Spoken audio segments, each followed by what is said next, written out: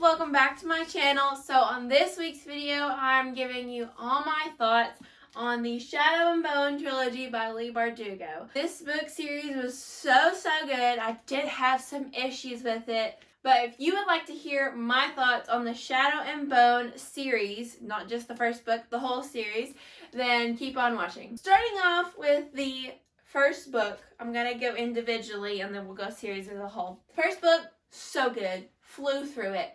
Literally devoured it. I read it in like 2 days. Loved Alina. Didn't really love Mal. I was rooting for the Darkling.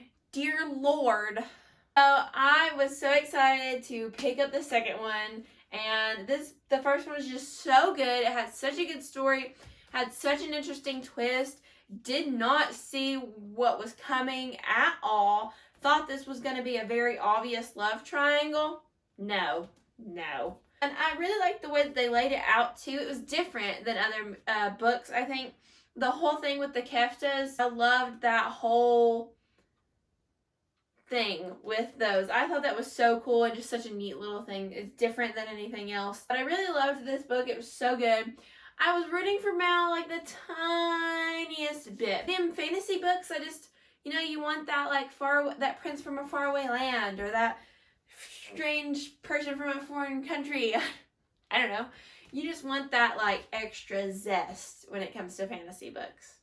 That may just be me, but I feel like some others will agree. So on the second book, Siege and Storm, this was another one I flew through, read it in like maybe 3 or 4 days. Took me a little bit longer than the first one, but still so good. Started off amazing. They get kidnapped, which I saw that coming. They get captured by the Darkling, and he takes them and all that. And then you meet Nikolai, a charming prince with witty banter. He literally reminded me of Jace with a crown.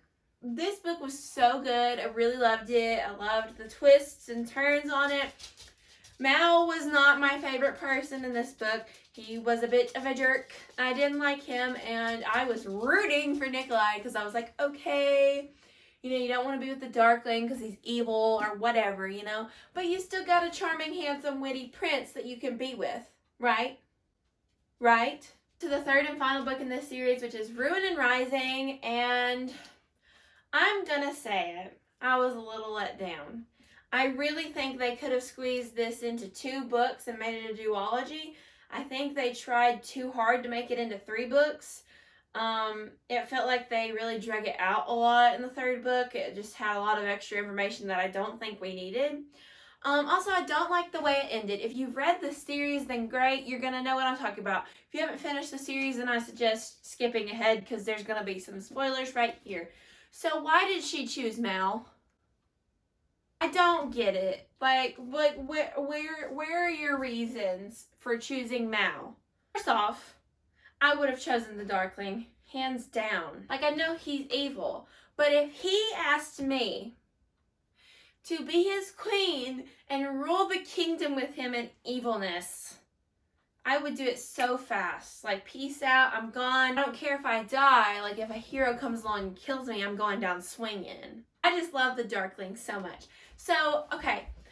So then it's like, okay, I can see your point. He's evil. He's killed a lot of people. Well, then you have Nikolai. Charming, witty, a prince. He wants to marry you. And you say no to a life of riches, becoming a queen, fancy ball gowns, balls, and all of the fanciness that we've all been talking about with these fantasy novels. And you say no. So you can be with Mal. I get he loved her or whatever, but he was a jerk most of the story. And I understand his ending purpose. He was an amplifier or whatever. But other than that, he contributed nothing. And he really didn't benefit the situation by being an amplifier. Mal's purpose was underwhelming. And he contributed nothing. I've been telling my friends this. This is the comparison I use. If you're a fan of the Vampire Diaries, you'll understand this comparison. So she had the choice of the Darkling, which I refer to as Damon Salvatore. And then she had the choice of Nikolai, which I refer to as Stefan Salvatore. And she chose Mal, which I refer to as Matt Donovan. it just doesn't compute. Like, you had the choice of a brooding, handsome, evil. I understand he's evil, that's fine. Brooding, handsome, sexy, charming man, or a witty, charming, handsome, rich prince, and you chose Mal, who contributed nothing. If you are a fan of this book, then you will have seen the trailer for the upcoming series with Six of Crows added in, which I love Six of Crows, but that's a whole other beef. I don't know what they're doing with that plot line. It seems like they're going to stray from the book, which I don't like. Ben Barnes is playing the Darkling, and you're not choosing him. Overall, the series was good. I really enjoyed the series. I like the take on it.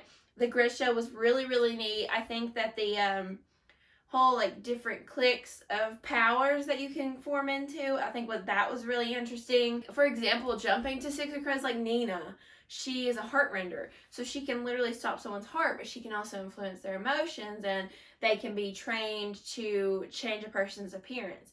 I think that is cool. Like, that one person doesn't just have one power. They have a power that can be developed to do other things. I think that was really cool. I'm excited to see the show and see like the outfits, the costumes, because I think it's going to be a little bit Renaissance, a little bit Hunger Gamesy, because when they describe a lot of the clothes that they're wearing as disguises and stuff, I got very strong feelings of like Capital fashion, like the Capital fashion from the Hunger Games.